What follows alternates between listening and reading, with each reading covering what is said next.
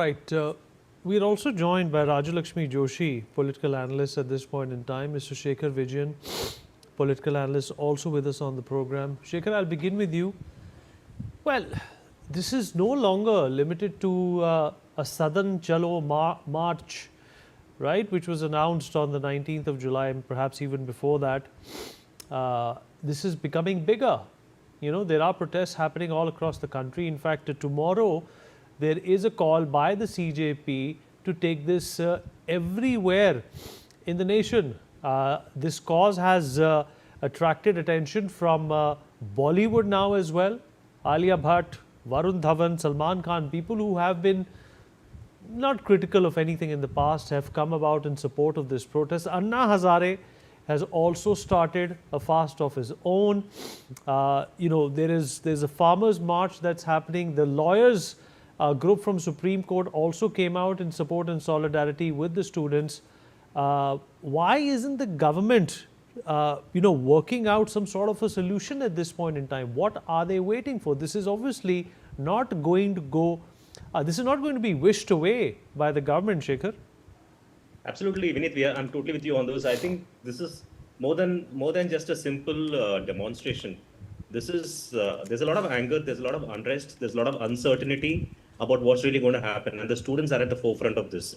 And now, what we also see is, that all the political parties are trying to take advantage of the situation. The opposition is trying to take advantage of the situation. They're reducing this movement to just a movement and nothing more than that. But the fact of the matter here is these students have been sitting on this for the last 3 weeks and nobody from the government has spoken to them. And now when nothing is happening, the opposition is also coming in. Rahul Gandhi is trying to use this as an opportunity to get political mileage out of it.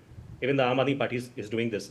But I think what is really important is what is the core? What is the real movement all about? Why are they doing this? And why isn't anybody from the government spoken to them as yet?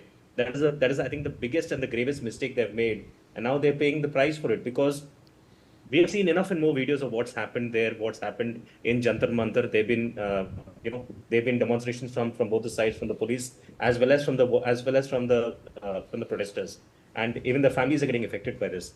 This does not help in India's image, not only in India but overall also. It's also affecting brand India. I think what's really important is the government takes concrete action and shows that they mean business, and the opposition parties really need to stay back and not get into this in terms of getting political mileage, because they know they cannot compete with the BJP in terms of votes, they cannot compete with BJP in terms of elections, and they're doing this because of which they can get some mileage out of it. I think what's really important is what are the students getting out of it. The students are at the forefront. They're the ones who are on the hunger strike. They're the ones who are protesting. They're the ones who are facing the lathi charge. They're the ones who are facing the brutalities.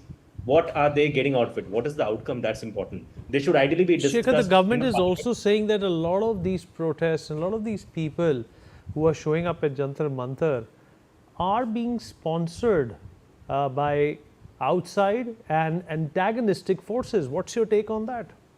See, Vineet, there's always a risk of a movement like this being taken over by other forces. But first of all, this movement really has no. But is there a percentage we can attribute to these detrimental factors?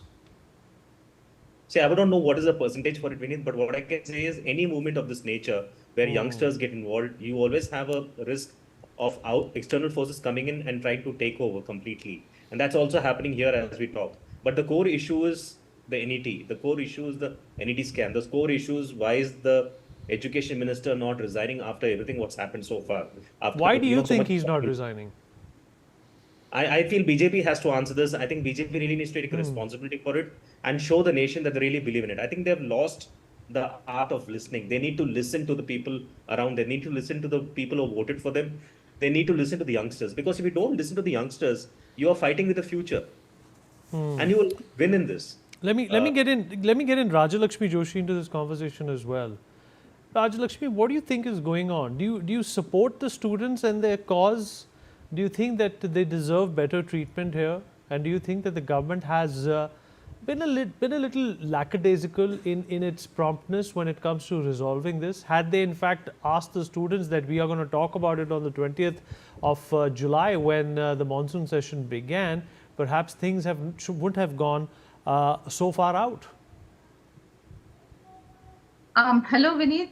And very firstly, answering your question, I am definitely with the students. I am definitely strongly standing with the cause. I definitely sympathize with them for the kind of hassles that they must have faced when the NEET paper leaks happened, and the kind of inconvenience that was caused to them, and also the mental agony that has led to suicides of a lot of students. So, but in spite of that, what I would also say is that what is happening at Jantar Mantar is definitely not a students' protest. It has been a completely politically motivated and a politically sponsored protest, Vinny. What we can see there is hardly any discussion about NEET papers. It is only about Dharmendra Pradhan must resign. And after that, that is the one sentence. Apart from that, there is nothing about NEET exams. There is nothing about what exactly should be done about it. And over and above that, the entire discussions is about bas naam rahega Allah ka, and about Sita ka pati, and about all the separatist elements, about Azad Kashmir, all those kind of issues. So the fact of the matter is that it is Arvind Kejriwal who is hiding behind these students, and the Aam Aadmi But Party is Rajalakshmi, there are genuine sponsoring it. voices there as well. I've seen footage, I've seen people, I've seen girls as young as 15 and 16 come here.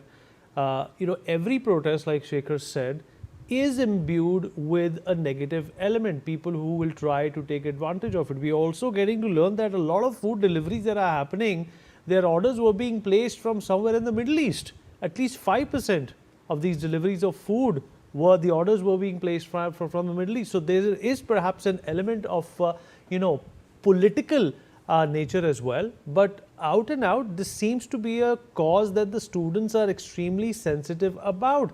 Education system and education in India, according to them, is in the ICU, and the government cannot dismiss it and continue as if nothing happened.